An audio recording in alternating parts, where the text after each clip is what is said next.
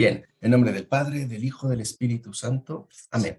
Pues vamos a pedir al Señor que asista a todos los afligidos, a los necesitados del mundo entero, especialmente, ¿no?, los de Turquía, los de Siria, los de Nueva Zelanda y todos los de los incendios en Chile, todos aquellos que están atravesando serias dificultades, para que su bondad se vea reflejada en esas personas a través de docilidad de corazones, ¿no? Que haya personas dispuestas a cooperar en su obra salvadora.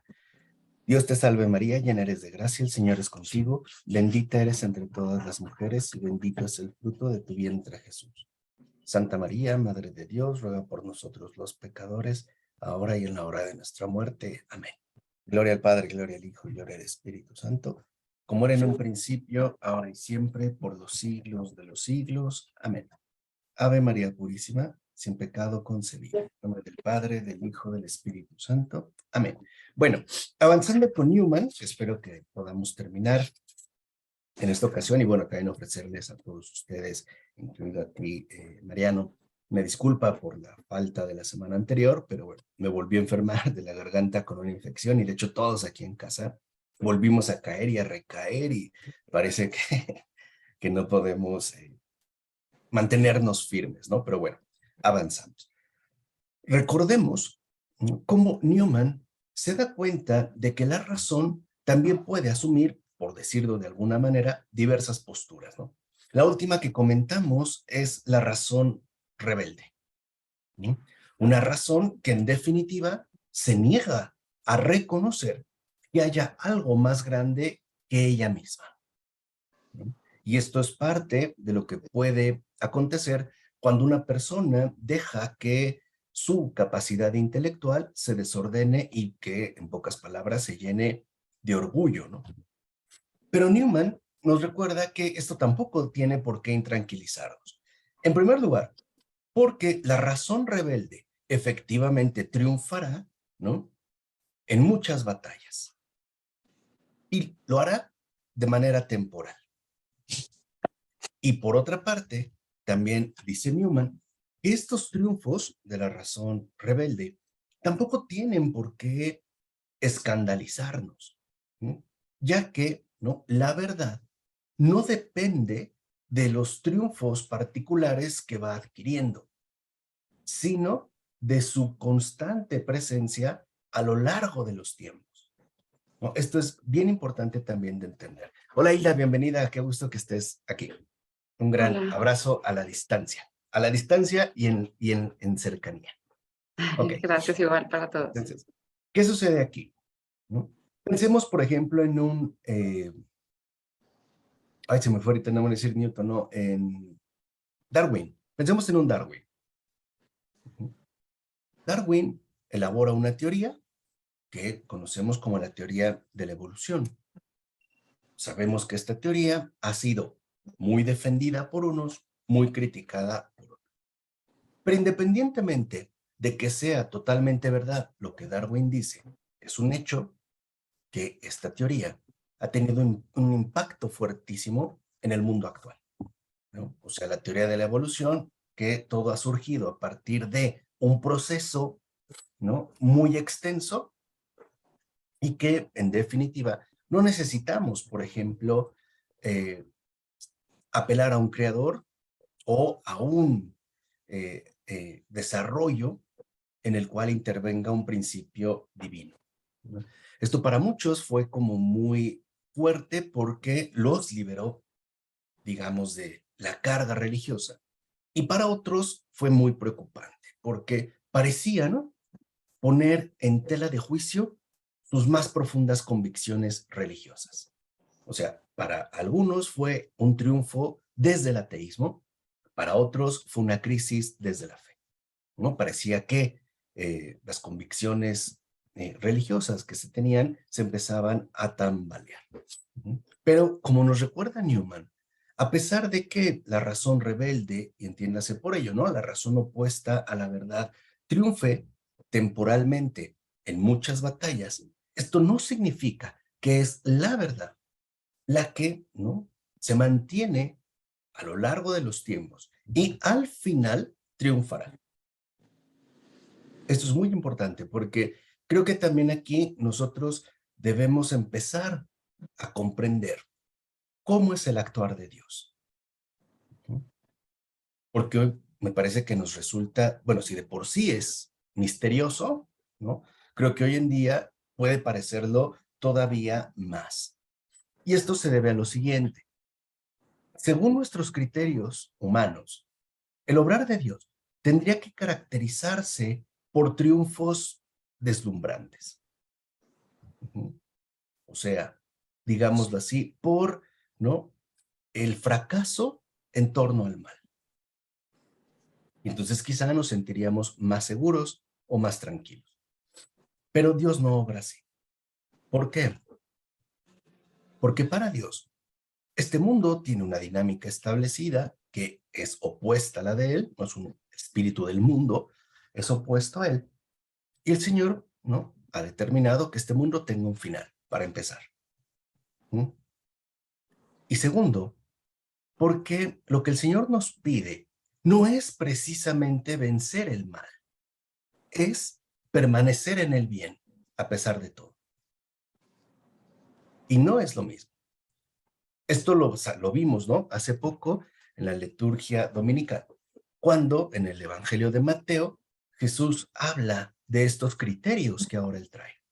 Por ejemplo, no hagan resistencia, ¿no?, al hombre malo, al que te pegue en la mejilla derecha, ponle la izquierda, ¿no? Si alguien te lleva a juicio por la túnica, dale también el manto. Si alguien te obliga a caminar 1000 pasos, camina 2000. O sea, y si uno lo piensa, pareciera que el Señor nos está como aventando, ¿no?, a una especie de degradación, ¿no?, a dejar que suceda lo que suceda, ¿no? O sea, yo incluso en esa meditación me hice un cuestionamiento, digamos, muy práctico, ¿no? Dije, bueno, ¿qué pasaría si, por ejemplo, entran a mi casa a robar y toman a una de mis niñas para violarla, ¿no? ¿Le tengo que ofrecer a la otra también? ¿Se entiende? O sea, se entiende, pero digo, es muy puntual, o sea, para que veamos, ¿no?, la contundencia a la que estamos llamados a confrontarnos a la luz de la verdad, ¿no? Y de entrada diríamos, no, que es lo que muchos pueden argumentar, pero es que el fondo no está ahí, o sea, no está en cómo debemos eh, comportarnos en situaciones muy particulares. El punto está en qué tan dispuestos estamos a permanecer fieles en el bien, ¿no?, a permanecer en la bondad, a pesar de lo que ocurre. Y ese es ciertamente el desafío. Ujú. Si Dios, lo voy a decir de esta manera, si Dios castigara tajantemente el mundo actual, entonces con ello reconocería que el que estuvo mal fue él, que el que se equivocó fue él, no nosotros, que se comportó como alguien ingenuo, ¿no?, que tenía una falsa expectativa de nosotros y que al final tuvo que corregir. Y él no se ha equivocado. Los que estamos equivocados somos nosotros. Los que nos hemos equivocado en el proceder somos nosotros. O sea, vamos, los pecadores somos nosotros. Y por eso él no cambia ese procedimiento.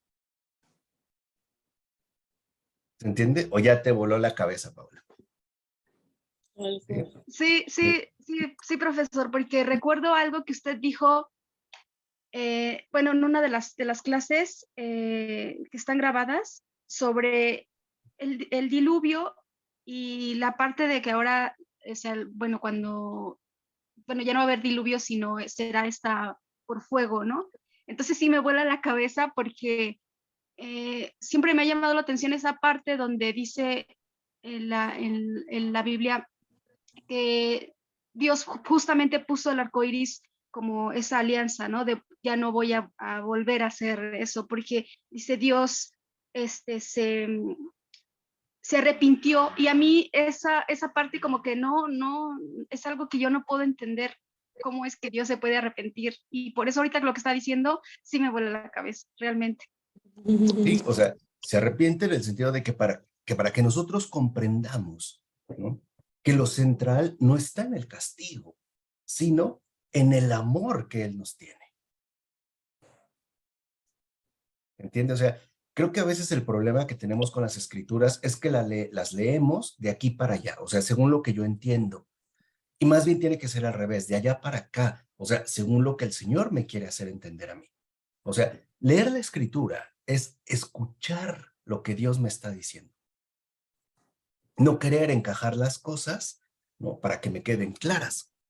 Eso lo puedo hacer con una novela o lo puedo hacer con un texto cualquiera. Con las escrituras no, porque por eso precisamente es palabra de Dios. Ujú. Y si al final, digamos, el Señor decide poner un alto con el diluvio, es porque si Él no interviene de esa manera radical, entonces sí, todo se acaba.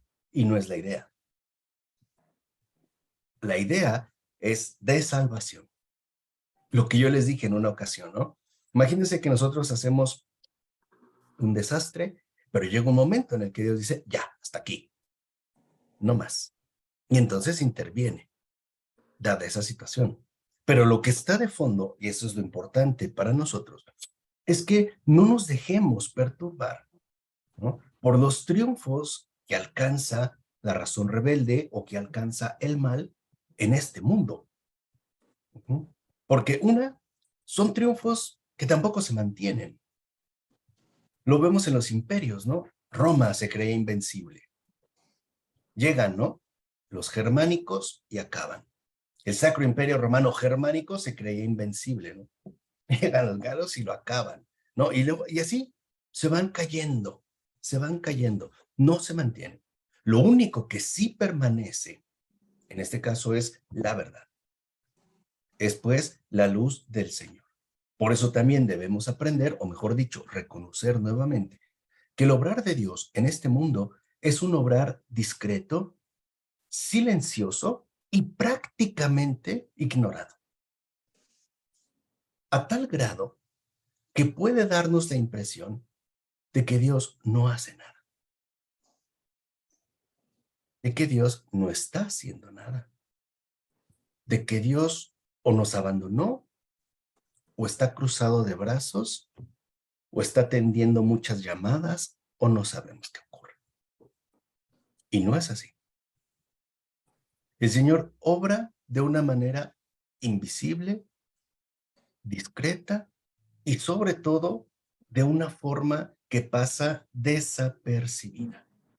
¿Por qué? Porque no necesita ostentar, ¿no?, el trabajo que está llevando a cabo. El mal sí. El mal necesita, ¿no?, exponerse, necesita hacer gestos de ostentación para convencernos de que tiene algún poder. Piénsalo en los ejércitos. Por eso los países, cualquier país, ¿no?, para presumir el poder que tienen, hacen desfiles militares o simplemente hacen la exhibición de sus armamentos, ¿no? Lo vimos ya de manera muy drástica en el siglo XX con las llamadas pruebas nucleares. Pues no. En pocas palabras, Dios no hace ruido. Por ejemplo, cuando Dios vino a este mundo, se encarnó, nació en Belén, no vimos que hubiera luces en el cielo o que se oyeran ruidos extraños, no, aparentemente no pasó nada, nada. Es más, cuando murió en la cruz, hubo un temblor en esa zona, ¿no? Se sacuden los cimientos de la tierra. Para el resto del mundo tampoco había pasado nada. O sea, nadie dijo, hoy pasó este acto extraordinario, por ejemplo, no sé, en algún registro textual en India o en Grecia o en otras zonas. No. O sea, aparentemente no pasó nada. ¿Sí? Y aquí es donde nosotros tenemos ciertamente la certeza, debido a nuestra experiencia de fe, que la cosa va por buen camino.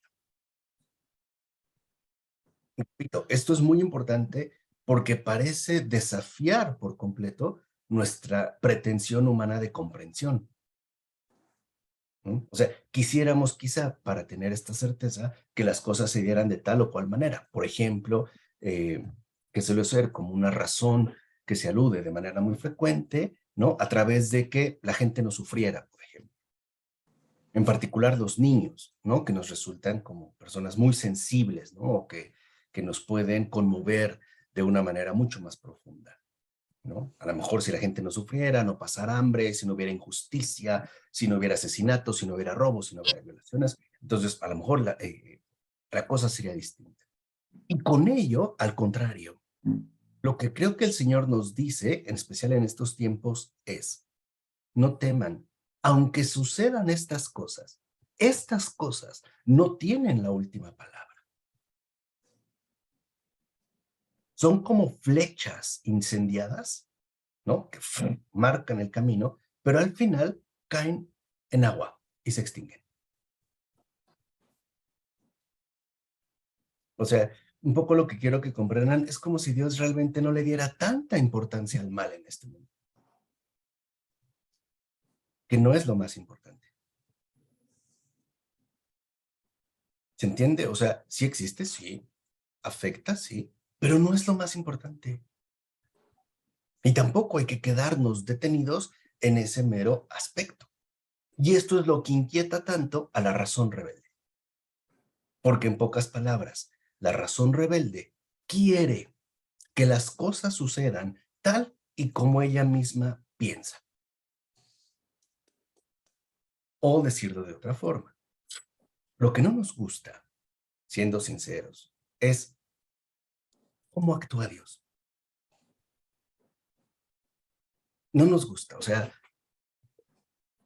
sabemos que es bueno, sabemos que nos escucha, sabemos que existe, sabemos que, ¿no?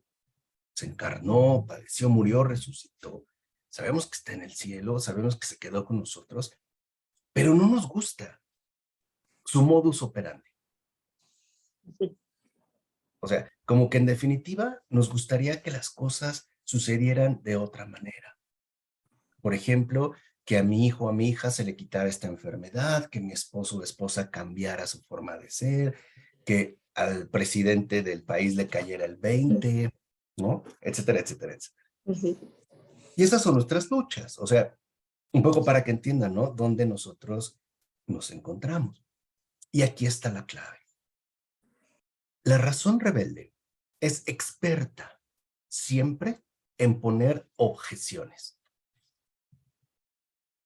Por ejemplo, decir, no, si Dios fuera bueno, entonces no permitiría que tal, tal, tal, tal. Y yo creo que todos en algún momento hemos escuchado a alguien hablar así.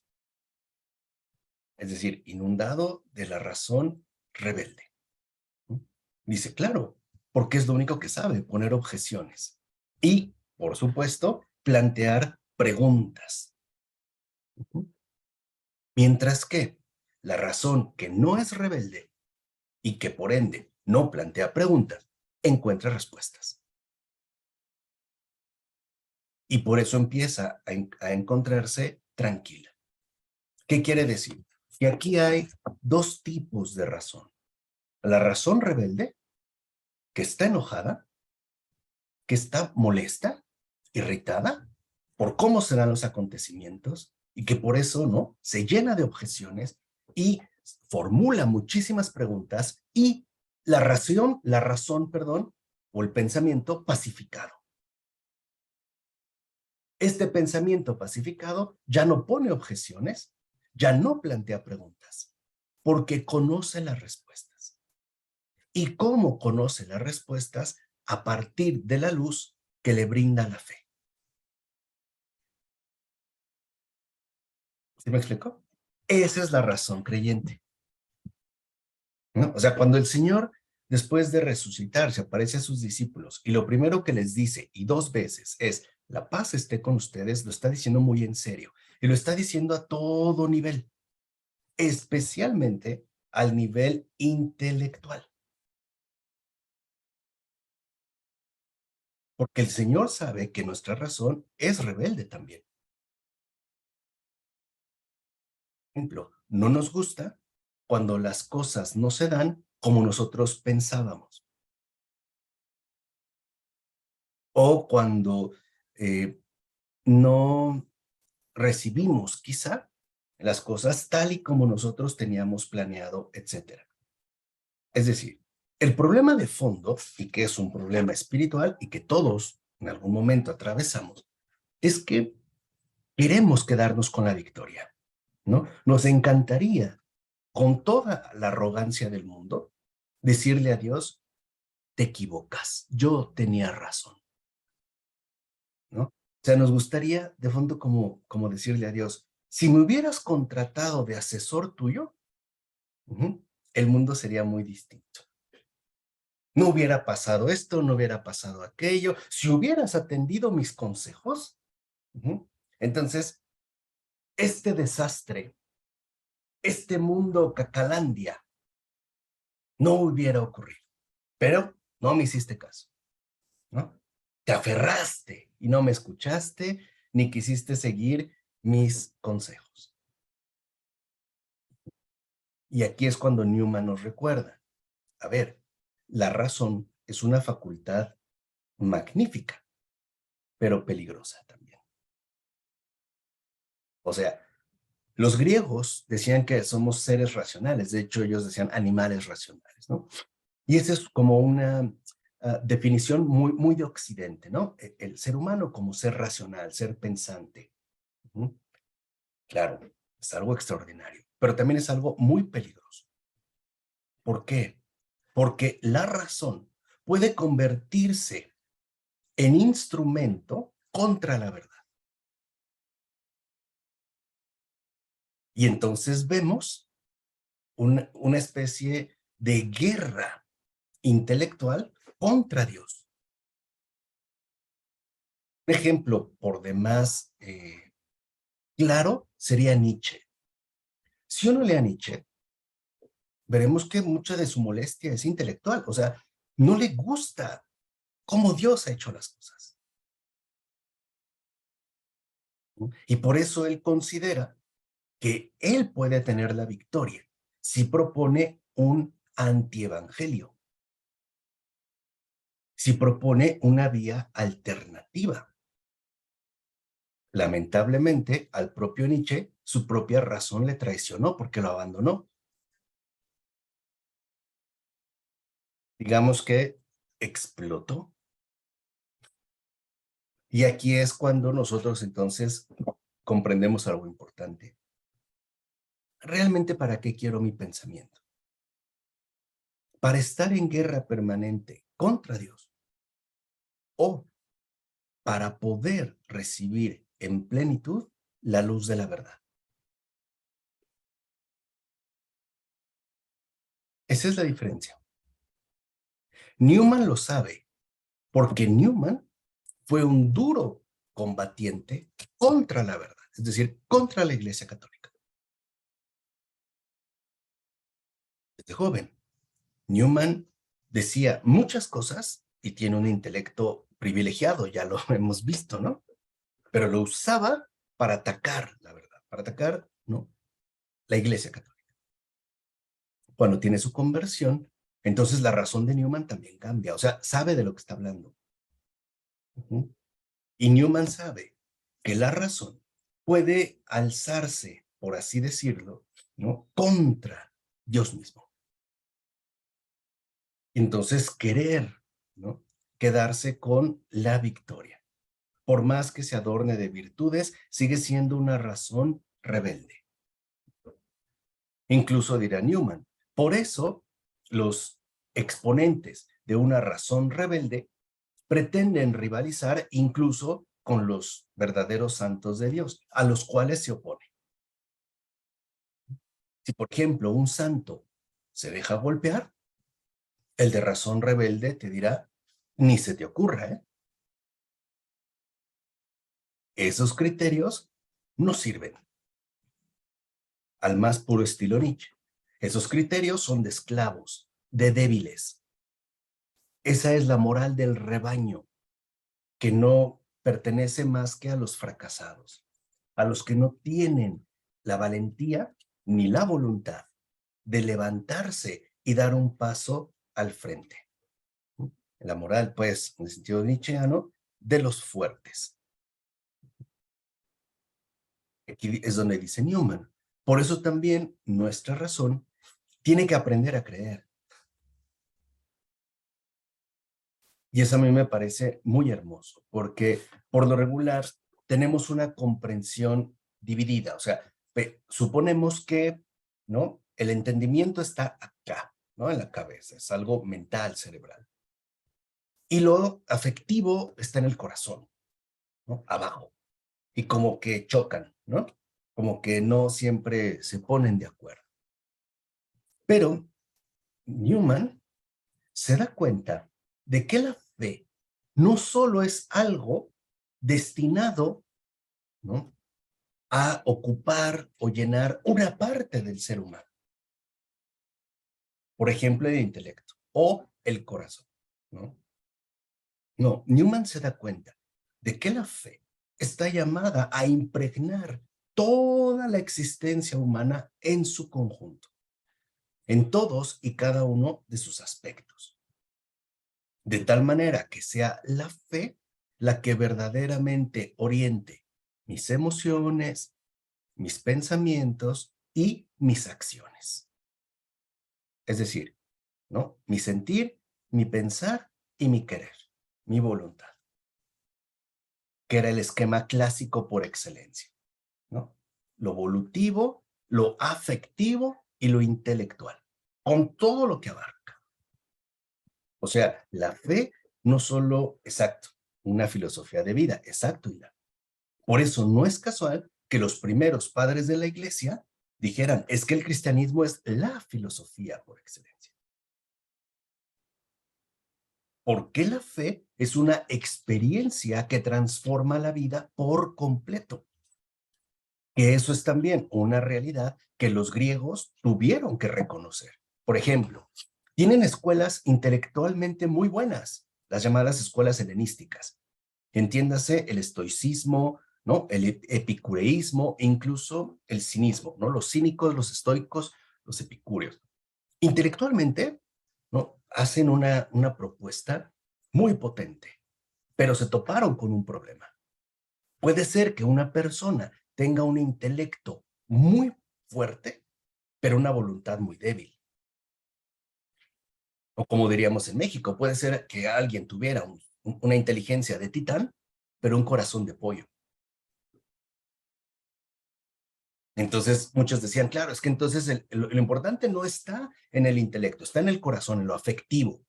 Pero eso también nos lleva a conductas que pueden terminar siendo bastante irracionales, ¿no? Por ejemplo, el dejarte llevar únicamente por las emociones que experimentas. ¿Qué hace el cristianismo? Es decir, ¿qué hace la experiencia de fe? Integra todos estos elementos y dice, no, todos tienen que llegar a su máxima expresión, ¿no? O sea, el ser humano tiene que crecer en todos los ámbitos. Tiene que crecer afectivamente, tiene que crecer intelectualmente y también tiene que crecer o madurar volitivamente. Y allí es donde encontramos la experiencia de Cristo en la propia vida. Uh-huh. Ser cristiano significa ser como Cristo. O sea, sentir como Él, pensar como Él y querer lo que Él quiere. Eso es ser cristiano. Todo completito. Por eso es que el cristianismo sí tiene una fuerza bastante profunda, ¿no? Muy profunda.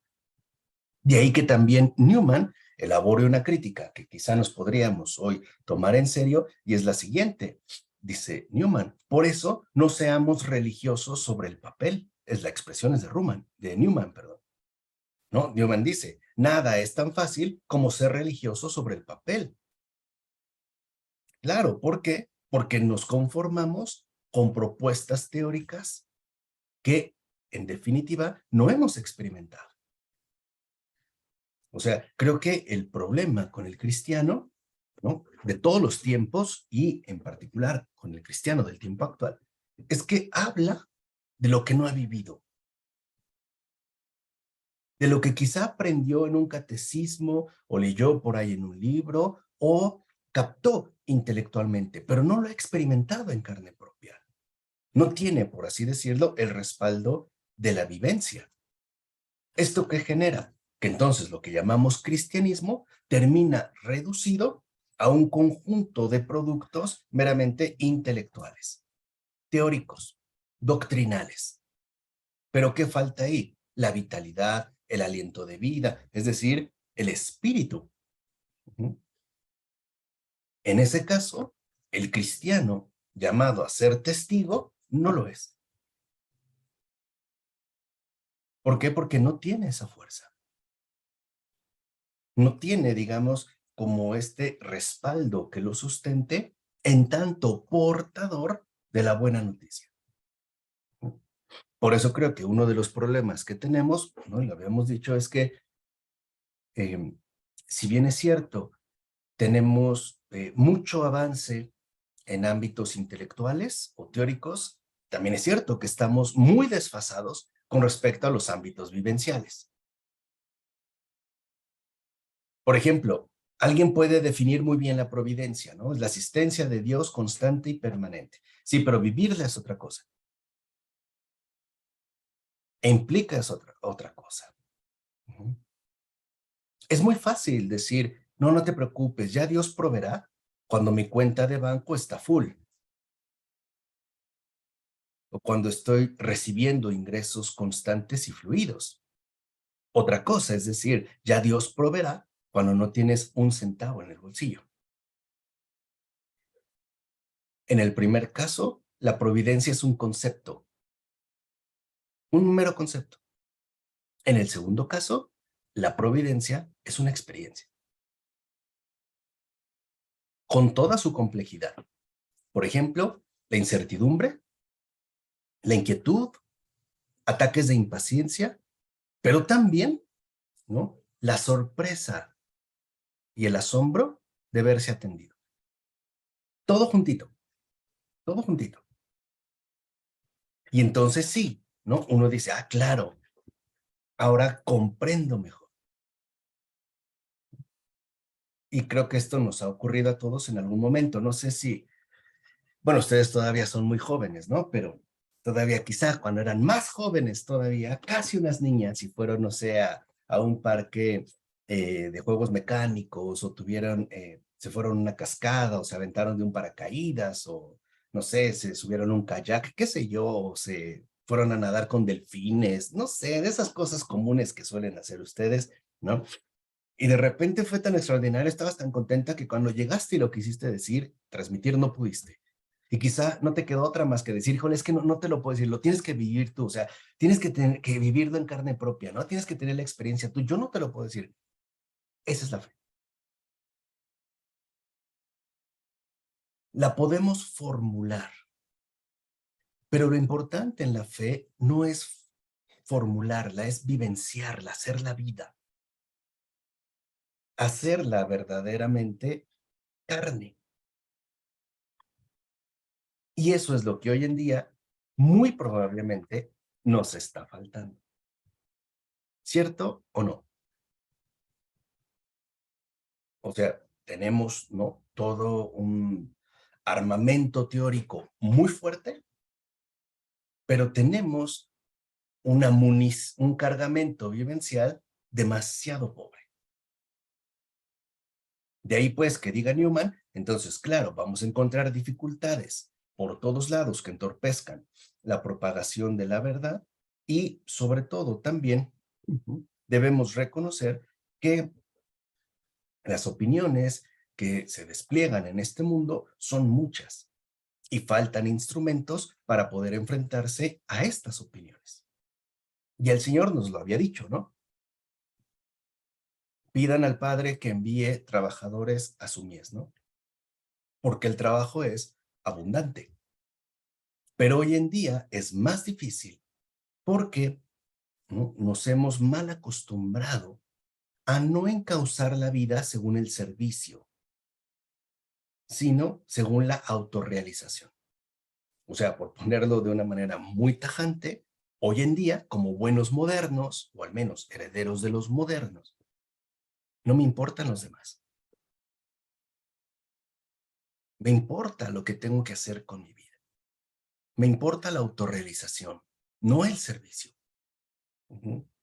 Me pueden decir, ay, mira, ahorita, por ejemplo,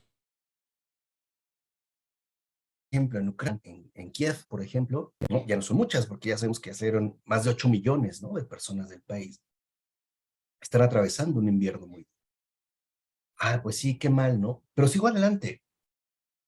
Me sigo riendo con mi TikTok o con mi Facebook o digo, bueno, ahora ya tengo hambre, ¿no? Se me antojó un pan dulce o qué sé yo, una pizza, no sé. Y por eso creo que es muy atinado la forma en la que definió el ayuno el Papa Francisco. No sé si escucharon la homilía que dio ahora este miércoles de ceniza. ¿Sí la escuchaste, Olivia? Fue la que pusiste en el chat, ¿no? Exacto. ¿Qué dijo del ayuno? A ver. No sé, desde que me acuerdo. Me lleva igualita que mis niños y niñas del CCH. Les digo, se los acabo de decir. Bueno, es muy importante. Exacto, porque les digo, ¿no? Lo importante es que tenerlo, por eso se los pasé, ¿no? Cuando creo que encuentro algo importante se los comparto. Bueno, el Papa Francisco dijo que el ayuno no solo consistía en la privación de alimento, ¿no? Cambiar el pescado por la carne. Que había un ayuno más importante. El primero consistía en que, ¿no?, reconociéramos que Dios es misterio y que por lo tanto no siempre voy a obtener respuestas. O sea, lo que está diciendo el Papa Francisco me parece hermosísimo es, seamos humildes y no le exijamos a Dios que nos responda. Pero el otro ayuno, dice el Papa Francisco, consiste en acoger en el corazón el sufrimiento de los demás. Y tiene toda la razón. Porque entonces el ayuno significa privarse de uno mismo. ¿Sí se entiende? O sea, yo no puedo preocuparme de los demás si estoy saturado de mí mismo. Si estoy, por así decirlo, ensimismado. Necesito primero liberarme de mí mismo para poder estar disponible para los demás. ¿Y cómo me libero de mí mismo? Poniendo toda mi confianza, toda mi vida en manos del Señor. Es tanto como decirle al Señor, a ver, Jesús, yo me encargo de lo tuyo, tú encárgate de lo mío. ¿Te parece? Y entonces sí la cosa funciona. De otro modo, no. De otro modo estamos siempre como atorados, como amarrados, ¿no? Al final como detenidos, ¿no? De tal manera que entonces requerimos hoy en día recuperar de nuevo la autenticidad que brinda el peso de la vivencia. Por eso dice Newman, la verdad se ha aceptado en el mundo no por su carácter sistemático, ni por los libros, ni por la argumentación, ni siquiera por el poder temporal que la apoyaba, sino por la influencia personal de aquellos que la testificaron. O sea, ¿qué es lo que requiere el Señor? Testigos. El testigo es el que testifica a Cristo en su propia vida. Y no tiene que ser una vida sobresaliente o una vida llamativa o una vida conocida. Tiene que ser una vida sincera. Una vida realmente entregada, ¿no? Por eso me parece muy atinado cuando Newman habla precisamente de la santidad viva, que a mí en lo particular me parece extraordinario. Porque a veces también parece que nos hemos mal acostumbrado a una santidad, ¿no? Narrativa, una santidad de novela, una santidad de relato, pero que parece no apuntar, ¿no?, a una santidad genuina, que en efecto puede identificarse como una santidad viva. Y dice Newman, ¿qué es una santidad viva? Es una santidad revestida de forma personal. Es eso lo que no se puede abatir. Hola Edgardo, bienvenido. Hola familia, saludos. Hola ¿Qué tal? ¿Ya, Olinda, ya Olivia, estás Paola. en Perú o estás en las Islas Fiji o te fuiste a Marruecos? No, sigo en Aruba. No, estoy aquí en Cúcuta, en casa de mi papá todavía. En Estoy Colombia, ¿no? acá, en Colombia, sí. Comiendo puro sancocho. Sancocho y pasteles de garbanzo. Ah, mira. A ver, Sí, claro, pues hay que aprovechar esa hora o nunca, ¿eh? así es. Disculpen, estaba con la idea de que era 8, era a las 8. ¿Empezaron hace rato? A las 7. Ah, Ya eran las casi 8. no. Sí, no, estoy con las horas descuadradas. Está bien, disculpen. Más bien Nada, adelante. adelante. Bienvenido. Saludos, Siempre Mariano. bienvenido. Bien, entonces, ¿qué sucede aquí, no? Que cuando hablamos de santidad, debemos entender la santidad como lo que es. Una vivencia humanamente personal. La santidad no es un esquema o un traje que nosotros nos debemos poner. La santidad es una gracia que se nos concede y que nosotros debemos aceptar. No puede haber uniformidad en la santidad. ¿Por qué? Porque cada persona es distinta. Y porque el Señor quiere abrir nuevos caminos de santidad en cada uno de nosotros. Son caminos muy distintos.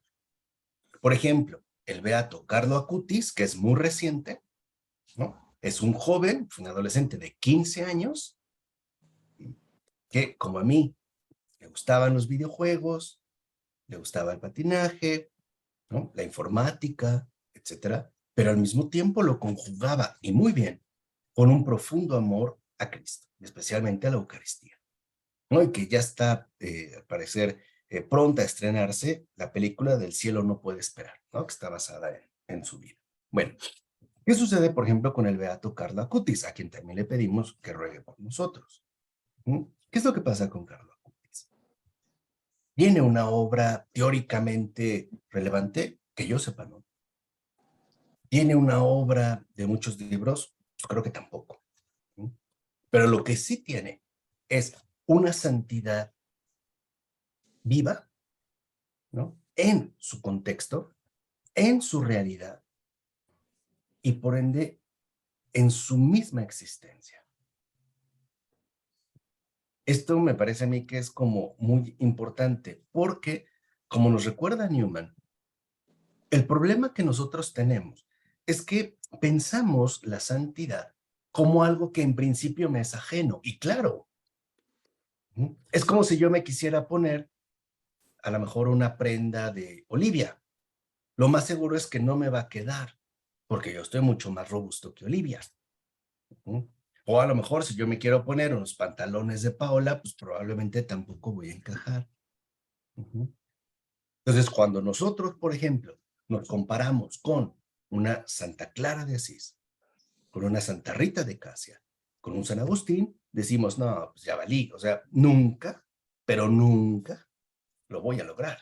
Y claro, nunca lo vamos a lograr, pero no es porque nos quedemos muy cortos, es porque también nosotros estamos llamados a abrir un nuevo camino, una nueva experiencia de fe, independientemente de las circunstancias de vida que tengamos. Por ejemplo, durante muchos siglos se pensó que los santos solo eran los santos consagrados, sacerdotes, religiosos, religiosas, ¿no? Etcétera. ¿Qué hizo San Juan Pablo II? Misa a más de 1000, cosa que jamás se había hecho, y la mayoría laicos. ¿Quién fue la primera santa del siglo XX? Y aquí sí no se las perdono porque yo ya se las dije en una ocasión. ¿Cómo se llama? Chita, Mujer. ¿no fue la Conchita? No. Concepción Cabrera de Armida, no. La primera santa canonizada del siglo XX es Santa Gema Galgani, laica, hija espiritual de San Pablo de la Cruz, fundador de los pasionistas, quien a su vez, como les dije, tenía el voto especial de la conversión de Inglaterra. mi amada isla, le decía. San Pablo de la Cruz tenía todo el deseo de ir a Inglaterra, evangelizar y hacer que esa hermana volviera a casa. Nunca pudo ir, pero en su momento envió a otro pasionista, discípulo suyo, Domingo Barbieri, quien ahora es también Beato Domingo Barbieri. Cuando Barbieri llega a Inglaterra en un ambiente hostil, victoriano, anticatólico, no la tiene fácil. Pero cuando Newman tiene la conversión, al primero que va a visitar y cae de rodillas ante él es ante Domingo Barbieri. Y a partir de Newman, Inglaterra ha tenido y sigue teniendo una gran ola de conversiones. O sea que el deseo de San Pablo de la Cruz no se ha extinguido. Aunque él no lo hubiera realizado, el Señor lo sigue llevando a cabo. Son caminos. Eso es lo que nosotros a veces hemos olvidado. Es decir, que cada uno de nosotros está llamado a abrir un nuevo camino al cielo, que le puede ayudar a alguien más a realizar el suyo propio. Porque a veces, repito, pensamos la santidad pues como algo que no, o sea, que no me corresponde, ¿no? No, sí me corresponde, precisamente porque como dice Newman, ¿no? Cuando nosotros, dice Newman, por ejemplo, nos fijamos en la conducta práctica de una persona religiosa, de un santo, de una santa, dice, de entrada vemos que es algo que nos supera por completo. No me imagino, francamente, a mi queridísimo amigo Edgardo, arriba de una columna, 40 años, ¿no? Sobre una sola pierna, como San Simeón el Estilita. La verdad, no. Ni me imagino, por ejemplo, a Paola en un convento de clausura. Poco. Dice Newman, claro, si nosotros nos fijamos, ¿no?, en las conductas prácticas, ¿no? La conducta exterior de estas personas religiosas, pues claro, nos asusta y lo vemos como algo que nos supera por completo. Es más, dice en definitiva, aunque una persona se decidiera a imitarlo, pues no lo va a lograr. No lo va a lograr. Y uno se pregunta, ¿por qué no lo vamos a lograr? Porque el Señor ha querido darnos un camino propio a cada uno de nosotros.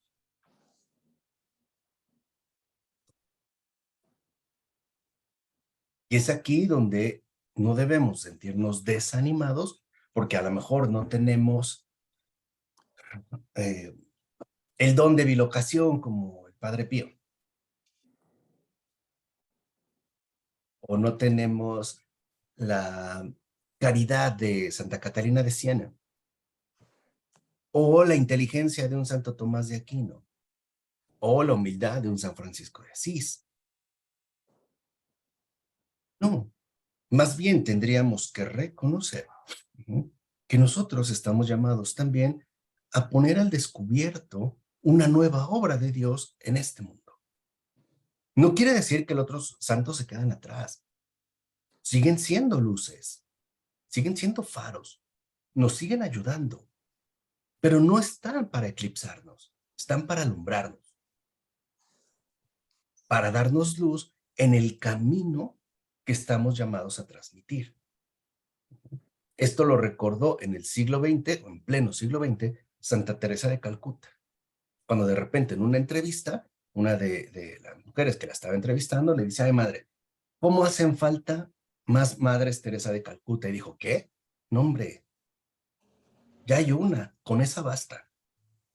Lo que hacen falta es una Santa Paola, una Santa Olivia, un San Edgardo, una Santa Hilda, un San Marco Antonio. Estos son los que hacen falta. Ya, Teresa de Calcuta hay una, ya, no necesita más. ¿Dónde están los otros?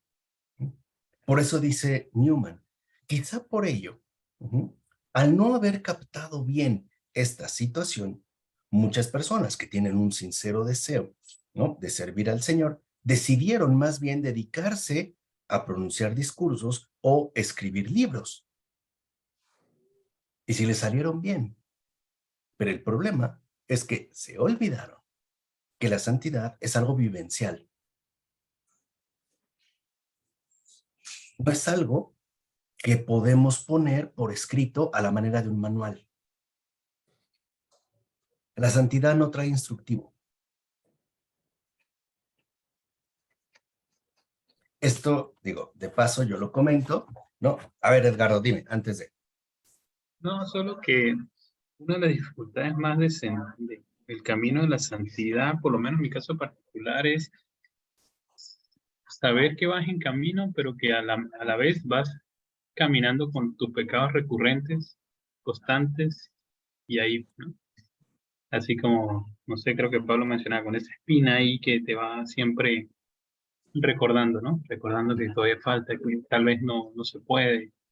Y entonces el desánimo, pero realmente sí es llamado a la santidad. Entonces, esto creo que es la experiencia que hoy tengo, es la que más pesa. Exacto, eso es lo que está diciendo Newman. O sea, al final, no, la santidad es algo vivencial y por ende algo que depende de la experiencia.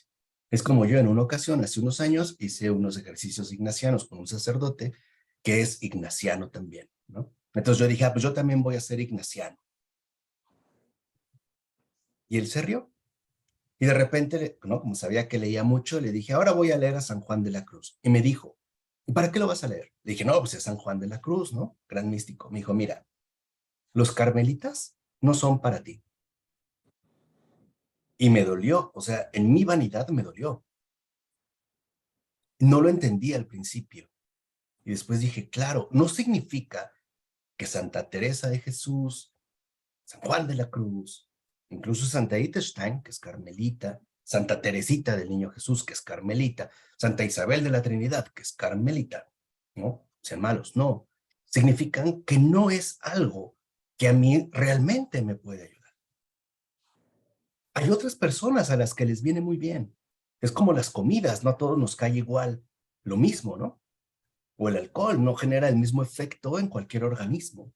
Y por eso el Señor, por decirlo así, nos da un menú amplísimo para que podamos tomar lo que requerimos y al mismo tiempo abrir un nuevo camino de santidad en este mundo. Por eso cuando nos han dicho, ¿no?, varias veces, que todos estamos llamados a la santidad, eso es lo que debemos entender. O sea, cada uno está llamado a inaugurar un nuevo camino de santidad. Y claro, tomando de aquí y de allá, ¿no?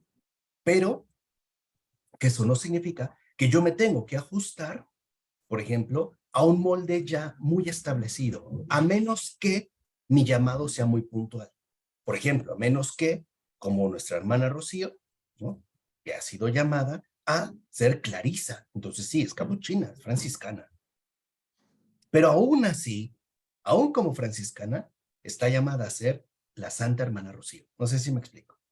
Agregar algo nuevo, aportar algo nuevo. Por eso vemos las reformaciones en los propios franciscanos.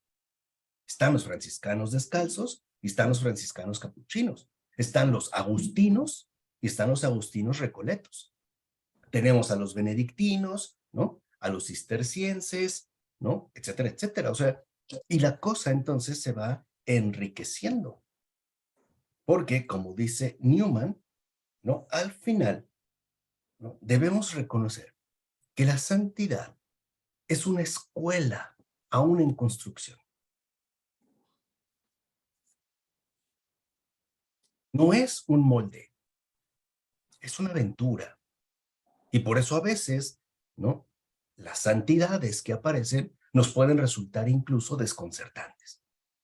Y se puede llevar bastante tiempo para poder asimilarlas. Pero eso es un signo claro de que eso es obra de Dios.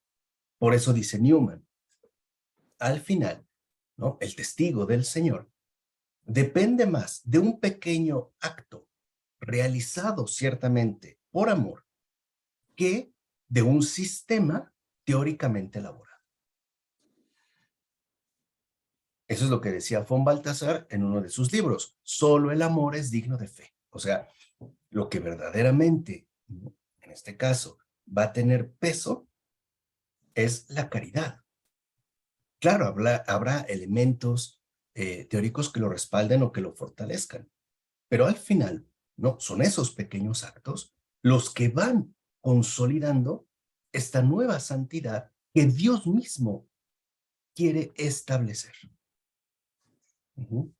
Es tanto como decir, ¿no?, si yo veo que Edgardo es un santo, yo quiero también ser santo, pero yo no quiero ser San Edgardo II. Yo quiero ser santo porque veo que Edgardo también es santo. Y esa es, digamos, una especie de invitación abierta. Y dice Newman, entonces, ¿de qué actos pequeños estamos hablando? Por ejemplo, renunciar a una prerrogativa personal. Suspender un deseo insistente. Soportar un insulto. O, ¿no?, padecer una carencia. Dice Newman, eso es lo que pesa.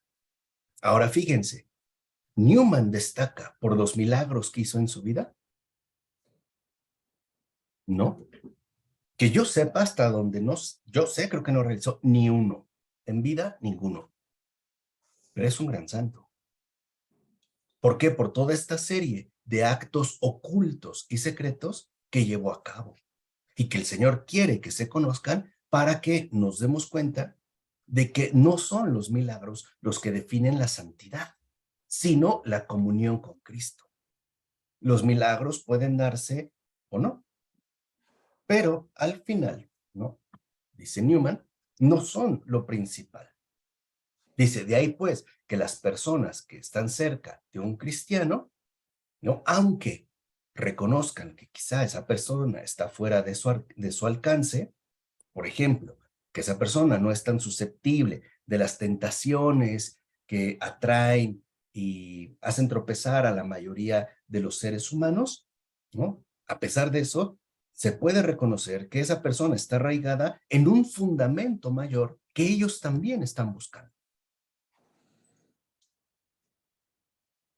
En pocas palabras, lo que hace verdaderamente atractivo a un santo, a una santa, es Cristo.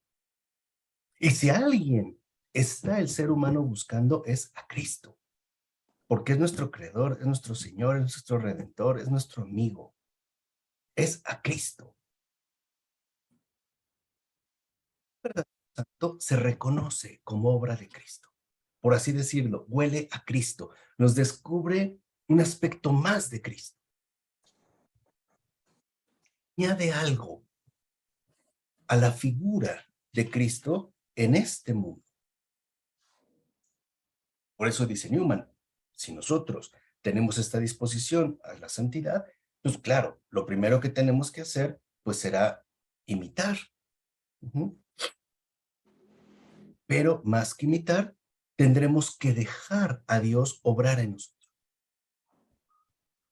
Por ejemplo, von Balthasar. Von Balthasar fue un jesuita, ¿no? Y amaba la compañía de Jesús, un ignaciano. Cuando se encontró con Adrián von Speyer, la gran mística del siglo XX, extraordinaria, ¿no? Y se empezaron a tener acercamiento, fue su director espiritual, después se bautizó, era protestante, recibió gracias extraordinarias. Hubo un momento donde Adrián von Speyer le dijo a von Balthasar, tienes que salirte de la compañía de Jesús. O sea, imagínense eso, para alguien que llevaba tantos años ahí, lo que implicaba. Y Newman relata, ¿no?, en sus memorias, que no hubo decisión más difícil que esa. Pero al final entendió que era Cristo quien lo estaba llamando a otra cosa. Y juntos fundaron la comunidad San Juan, que es de hecho una comunidad laical, de vida consagrada, pero laical. Tienen su editorial que no ha logrado despegar, pero que es prácticamente la única que tiene textos de Adrián, ¿no? En gran número en español, en muy buenas traducciones. Salió. Lo mismo pasó con Teresa de Calcuta. Tiene un llamado a la vida religiosa, entra a la comunidad de religiosas de Nuestra Señora de Loreto, se va a Irlanda Y una vez como religiosa, el Señor le dice, ahora salte, te vas a Calcuta. Es lo que Teresa de Calcuta llamaba, ¿no? El llamado dentro del llamado. Y obedeció. ¿Fue fácil? No. Porque uno se podría preguntar, ¿qué sentido tuvo que Teresa de Calcuta se fuera a Irlanda como monja si al final se iba a ir a otro lado e iba a terminar fundando una nueva orden religiosa? Y Newman nos da la respuesta. Es que en la santidad, ¿no? La clave está en la constancia. O sea, en el llamado que tenemos a ser constantes a lo que el Señor nos va pidiendo. Dice, y esta constancia también implica muchas veces el, ¿no? Asumir con docilidad los cambios que puedan llegar a presentarse.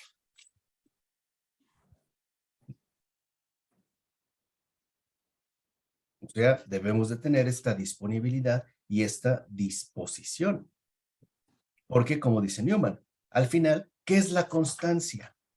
En todas sus formas, sino semejanza y consecuencia en la verdadera estabilidad del corazón. Y no es esta estabilidad del corazón, ¿no? La gracia que Dios mismo nos concede. En pocas palabras, y esto yo lo aprendí de Ratzinger, tenemos que aprender a ser más libres en nuestra relación con Dios y en nuestra relación con la iglesia. Porque sinceramente hablando, nos es a todos muchísimo más cómodo tener esquemas ya hechos. Y ahí, ¿no? Literalmente adaptarnos y quedarnos estancados. Y esto en gran medida es lo que nos ha conducido a una especie de mediocridad creyente. Ya todo está hecho, ya sé lo que tengo que hacer y listo, ¿no? Literalmente caemos en una especie de instalación perezosa, ¿no? Pues ya, no hay más. Y no. El Señor siempre nos invita a seguir adelante. De tal manera que entonces, como dice en este caso Newman, ¿no? A cada persona le va a corresponder testificar personalmente la obra de Dios en este mundo. O sea, cada uno de nosotros es una santidad nueva, que va a tener sus elementos, como un nuevo guisado, como en la cocina, ¿no? Hay tomate, hay cebolla, pero a veces los preparan de otra manera, le ponen otro condimento, le dan otra forma, le dan otra textura y aparece pues un platillo nuevo, ¿no? Dice, por ello, más que fijarnos en lo que hago exteriormente, debo de poner atención en lo que ocurre interiormente dentro de mí. Porque ahí es, por lo regular, donde se esconden las verdaderas dificultades. Porque, a ver, es muy fácil, dentro de todo, ir a misa. De alguna manera, es muy fácil en la Cuaresma, los días viernes, no comer carne. Pero no es tan fácil renunciar a algo que yo quiero. Y tampoco es tan fácil, ¿no? Renunciar, por ejemplo, a una idea que yo ya tengo bien arraigada. Ahí es, ¿no? Cuando, dirá Newman, podemos entender el papel tan relevante que tiene el influjo personal. Por eso la verdad es una verdad personal. Porque mediante este influjo ya los corazones se ordenan según la ley de la santidad. Y podemos decir, ¿cuáles son los componentes de esta ley de la santidad? Son tres. La primera, obediencia. La segunda, constancia. Y la tercera, disponibilidad. La primera, obediencia, es estar dispuesto a que Dios actúe en mi persona. Constancia quiere decir no interrumpir la obra que Él está realizando. Y disponibilidad quiere decir no aferrarme a lo que Dios ya ha hecho en mí. Estar dispuesto incluso a comenzar de nuevo las veces que sea. ¿Se entiende? Dios me quiere por un camino. Es que miren, hay personas que la primera la tenemos, obediencia. Bueno, el Señor me quiere aquí, ok, ¿no? Pero una vez que yo ya estoy aquí y me dice fuera, yo ya no me quiero mover. Ya me acomodé, ¿no? Ya estoy acomodado. Entonces, como que pues, ya no quiero avanzar, ¿no? El Señor me dice, no, ahora por allá, ahora por aquí, ahora de regreso. Y a veces uno como que se marea y le dice, a ver, Dios mío, no te entiendo, ¿no? Por aquí, por allá. Y bueno, y el Señor nos dice, es que ese es el objetivo. No lo hace por fastidiarnos, lo hace por hacernos crecer, porque así se forja la santidad, en obediencia, en constancia y en disponibilidad. Y las tres no son más que una apertura a la obra de Dios libremente, a dejar que el Señor haga conmigo lo que Él quiera y como Él quiera. Por eso hablará Newman de la sucesión de los testigos, ¿no? Que no necesariamente destacan en lo exterior, pero sí en la relación que mantienen con Dios. De ahí pues que diga Newman, ya para concluir, ¿no? Si nos damos cuenta de que realmente son pocos los cristianos que alcanzan esta seriedad, ¿qué podemos decir? Bueno, que con ellos basta para llevar adelante la obra de Dios. Además, como lo dice Newman, para llevar adelante la obra silenciosa de Dios. Fíjense, en el mundo, para que una persona pueda llevar a cabo una obra, necesita mucha fuerza que le respalde. Por ejemplo, para invadir un país se requiere un ejército. Dios no necesita eso, ¿eh? Al contrario, Dios con uno vence al mundo. Con uno. Mientras que para vencer un país se necesitan miles. Esto lo que nos revela es la verdadera impotencia del mundo. Por eso dice Newman, no nos asustemos y no nos desesperemos. No pensemos que porque nos ha tocado una suerte muy humilde, oscura, irrelevante en este mundo, ¿no? Pues no vamos a importar en la obra que Dios lleva a cabo. Dice, al contrario, no olvidemos que es justo en esos pequeñísimos instrumentos donde Dios puede hacer las obras más grandes. Porque son los que están más abiertos a que Dios actúe, ¿no? A que Dios se manifieste. Dirá Newman, ¿o no ha sucedido muchas veces que quienes han ocupado puestos relativamente marginales, secundarios, incluso insignificantes, son los que han ejercido un influjo muy amplio sobre los destinos de la religión en los tiempos que siguieron posteriormente? Antes de ver una planta, lo primero que crece es la raíz. Yo les pregunto, ¿quién ve la raíz? Nadie. Lo que vemos es el fruto, vemos la plantita. Y a veces la plantita cuando está chiquita ni la tomamos en cuenta, ¿no? Pero después ya vemos el fruto, la flor, entonces eso, wow. Sí, pero lo oculto, lo principal, lo primario fue la raíz. Y quizá eso es lo que el Señor nos está pidiendo en estos tiempos. Que seamos raíz de algo nuevo. Que no queramos ser la flor ni el fruto, raíz. Que nos dejemos, ¿no? Hundir, enterrar profundamente en esta tierra para que el Señor haga brotar algo extraordinario que solo Él conoce. Incluso hace un paralelismo Newman y dice, ¿o no es cierto que también las artes, los oficios, las ocupaciones de este mundo, los grandes benefactores, no son los que han sido frecuentemente ignorados? Porque generalmente nosotros nos quedamos con lo último, ¿no? Y no vemos lo primero. Nadie se ocupa de la raíz. Pero sabemos que sin raíz, nada más puede crecer. Lo primero es la raíz. Lo primero es, ¿no?, enraizar. De ahí, pues, como dice Newman, entendamos el camino al que nos llama el Señor y no nos incomodemos por lo que sucede, ya que llegará el momento en el que se abran los libros de cuentas, se repase, se corrija y enderezca todo el desbarajuste de los asuntos humanos que hemos hecho.